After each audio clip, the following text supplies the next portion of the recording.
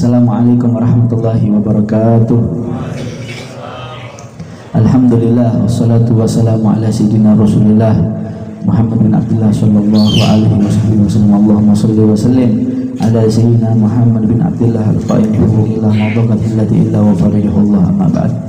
Alhamdulillah, kita bersyukur kepada Allah Subhanahu wa taala di malam hari ini kita masih diistiqomahkan oleh Allah Subhanahu wa taala di majelis ta'lim Jalsatul Mustafa di bawah pimpinan guru kita, panutan kita, kedua kita, kesayangan kita, Habibana Mahbub Al-Habib Bagir bin Mustafa Al-Habsyi, yang kita doakan mudah-mudahan Habibana Bagir panjang umur, sehat afiat, banyak rezekinya, qabul hajatnya dunia wal akhirat, amin amin ya rabbal. Dan mudah-mudahan tak pulang kita dari tempat ini melainkan dosa-dosa kita diampunkan oleh Allah Subhanahu wa taala, amin ya rabbal alamin. Hadirin rahimakumullah, sebenarnya saya datang ke sini pengen ngambil berkah dari guru kita Habibana Bagir, tapi menjalankan daripada perintah beliau dan tabaruk sama beliau.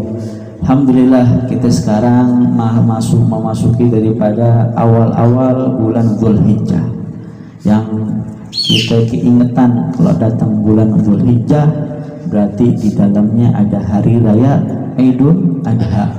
Ingat Dzulhijjah, ingat lebaran, bukan ingat sekedar nyatenya doang. Ingat Dzulhijjah, ingat korban, bukan sekedar beli areng. Ingat Dzulhijjah, ingat di dalamnya ada ibadah haji, rukun Islam kita. Masya Allah ya, ingat Dzulhijjah, ingat ibadah sama Allah Subhanahu wa ta'ala.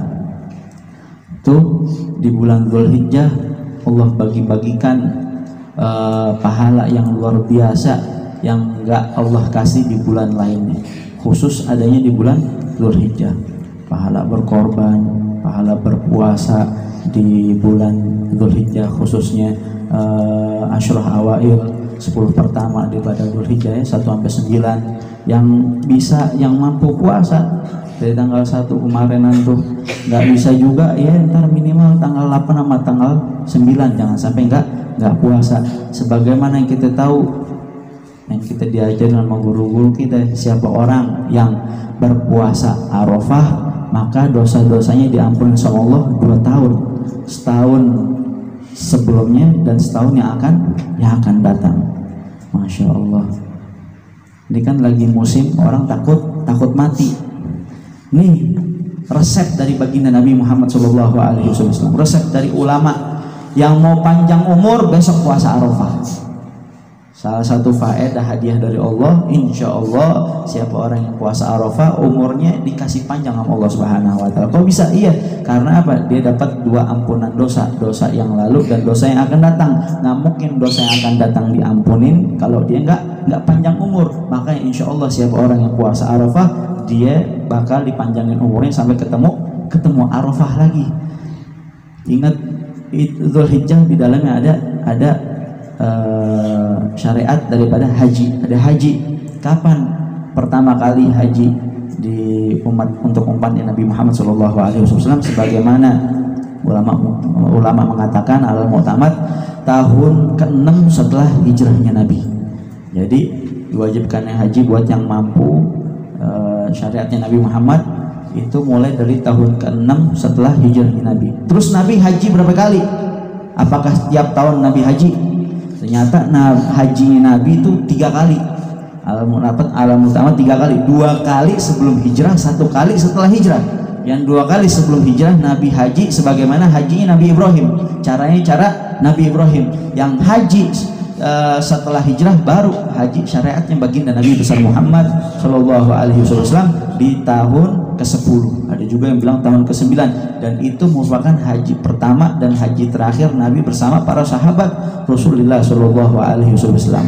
Haji wada, haji perpisahan. Dan di haji tersebut, di tahun tersebut Nabi kasih pesan yang banyak buat para sahabat dan buat kita semuanya.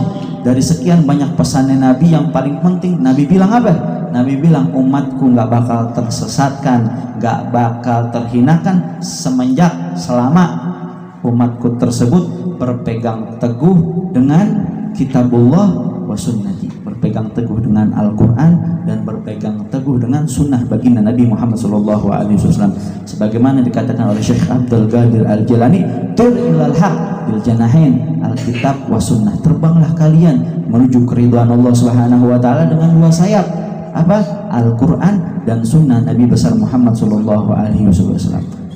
Ini yang mau dapat pahala yang besar. Yuk besok datang udah mau lebaran nih, jangan sampai nggak berkorban. Ya Allah, makanya saking agungnya pahala berkorban tuh disunahin buat orang yang punya keinginan buat berkorban, dia udah niat, dia jangan potong kukunya, jangan gunting rambutnya, jangan buang bulu-bulunya. Karena apa? Saking besar pahala Allah yang Allah berikan buat orang yang berkorban.